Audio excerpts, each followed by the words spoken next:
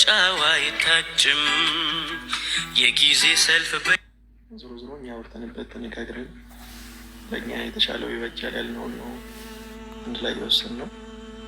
መለያየት አለብን ማለት አንዳንድ ነገሮች በእኔም በሱም በኩል ያሉ ነገሮች አሉና አሁን ላይ እንደዚህ ማለትም አስፈላጊ አይደለም። እንደዚህ ሰው እየተዋደደም መለያየት አለ እና ስለሁሉም እግዚአብሔር ያውቃል። የጀመሩት መንገድ ሁሉ ጠንካራ ነው ባይዘዌና በጣም ነው የሚያጠነክረኝ። ብዙ ነገሮችን እናወራለን እና በርቺ ነው የሚለኝና ከጎኔ በደስታዬም ባዝኔም ከጎኔ ነበርክ። የምር እኔም በጣም ደስተኛ ነበርኩ በሁሉም ነገር። እግዚአብሔርን በጣም የምን ብዙ ነገሮችን ረስቻለሁ። ጀስት ከእናንተ ጋር መዋል ጀምሬ መወር ደግሞ ከአንተ ጋርም በጣም እንቀራረባለን። እንደ ቤተሰብ ሆነናል። ከጓደኛ አልፈን ቤተሰብ ሆነናል እና ብዙ ነገር ከአንተን ተምሬያለሁ። ብዙ ደስታዎችን አብረን አሳልፈናል እና ወደ ሚዲያም ስንመጣ ደግሞ ሚዲያም ሰው ተቀብሎናል። የእውነት በጣም ብዙ ሰዎች እኔ እናንተን ቅርታ አብሮነት በጣም ነው የሚመኙት የሚፈልጉት እና ያው አንዳንዴ ያው ህይወት እኛ ባሰብናት አትሄድምና እስካሁን በነበርንበት በእያንዳንዱ በጣም ደስተኛ ነበርኩ እና አንዴ አንተን ማቀፍ ይችላል እና የምር እንግዲህ ያው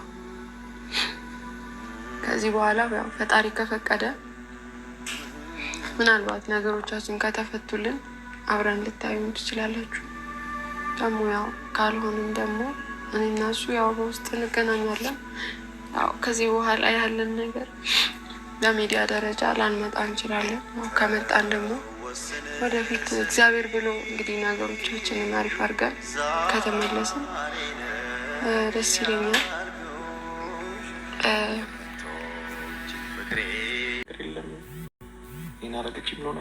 እግዚአብሔር የፈቀደው ነው የሚሆነው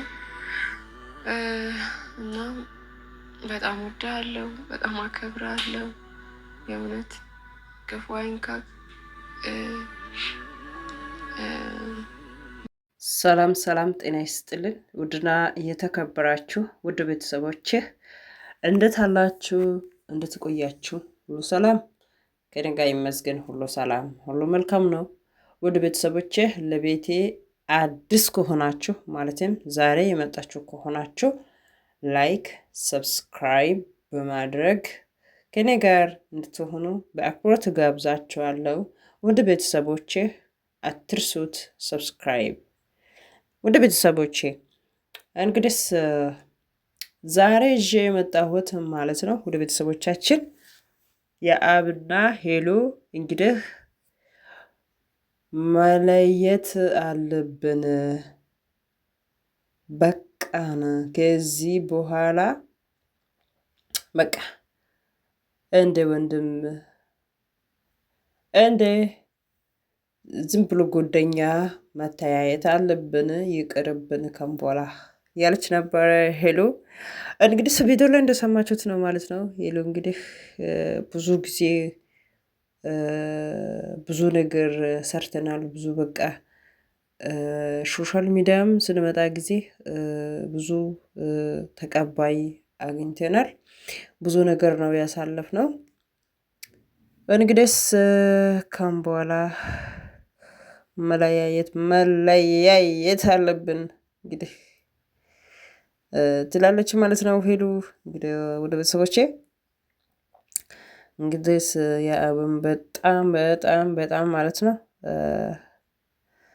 እንዴትስ ብዙ ነገር ነው ያሳለፍነው። በአጭር ጊዜ ውስጥ ብዙ ነገር ነው ያሳለፍነው።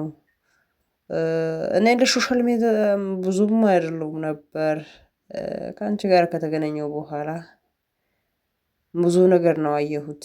ብዙ ነገር ነው የሰው ተመልካቾችም ብዙ ነገር ነው ያየሁት ያገኘሁት እና እንግዲህ እንዴት ነው የምንለያየው ምናምን እያለ ነበረ ያብም እሷም አይ መለያየት አለብን ካሁን በኋላ እንለያይ ምናምን እያለች ነበረ። ሄሉ ማለት ነው ቤተሰቦቻችን። እንግዲህስ እኔ ወስኛለሁ ያው አንዳንድ ጉዳይ ላይ እንገናኛለን እንጂ እንግዲህ ሙሉ በሙሉ እንትን ሳይሆን ምናምን እያለች ነበር ሄሉ ማለት ነው። ብዙ ነገር ነው ያሳለፍነው እንዴት እንደዚህ ትያለሽ ምናምን ብሎ ነበረ ያብም እንግዲህ ወስኛለሁ አለች ሄሉ። እንግዲህ ያ ከዚህ በፊት የነበረው ቆይታ ከዚህ በፊት የነበረው ታሪክ ከዚህ በፊት የነበረው ጊዜ ሁሉ በቃ ከንቱ ይሆናል ማለት ነው፣ ወይም ዝም ብሎ ነው ማለት ነው፣ ወይም ፌክ ነው ማለት ነው። እንደዚህ ትላለች እና አይ ይቅርብን ምናምን ይላል እና ወደ ቤተሰቦቻችን እንግዲህ ካሁን በኋላ አንመጣም፣ አንድ ላይ አንገናኝም፣ አንመጣም ማለት ያንቺ ቻናል ላይም ሁለተኛ አልመጣም ምናምን ብሏል። እንግዲህ እናያለን አይደለ? እናያለን። ወድ ቤተሰቦቼ ብዙ ጊዜም መለያየት ይላሉ፣ እንለያየልን፣ በቃ ይቅርብን፣ በቃ ቆይ እስቲ እናያለን። ኦኬ እናያለን፣ እንተያያለን አይደለ? ውድ ቤተሰቦቻችን ፈጣሪ አይለያችሁ በለውት፣ አይለያችሁ፣ አምላክ አይለያችሁ። አንድ ላይ ሆኑ፣ አንድ ላይ መሆን ይሻላል ብላችሁ እናንተም እንግዲህ ለነሱ እንደዚህ ማለት አለባችሁ። እንግዲህ እናያለን፣ እንዲህ እናያለን። ኦኬ ሁሉ ቀን ፌክ ሳይሆን እስቲ በተግባር እናያለን። ኦኬ እና ቤተሰቦቼ የምር ነው የምላችሁ ማለት ብዙ ጊዜ ሲሰሩ ቪዲዮ በቃ መለያየት አለብን፣ መለያየት ኦኬ አሁንም ይመጣሉ። ኦኬ እንዳትለያዩ፣ አቦ እንዳትለያዩ። አንድ ላይ ስትሆኑ ያምራል። አንድ ላይ ስትሆኑ አንድ ላይ ቪዲዮ ስትሰሩ በጣም ደስ ይላል፣ በጣም ያምራል። ማየትም በጣም ነው የምንጓጓው። ስለዚህ እንዳትለዩ እላለን። ቤተሰብ እናንተስ ምን ትሉታላችሁ? ማለት መለየት ይሻላል ምናምን ብላችሁ ታስባላችሁ? ርዋ እኔ አንድ ላይ ይሁኑ ብዬ ነው የማያስበው። የምር ነው የምላችሁ።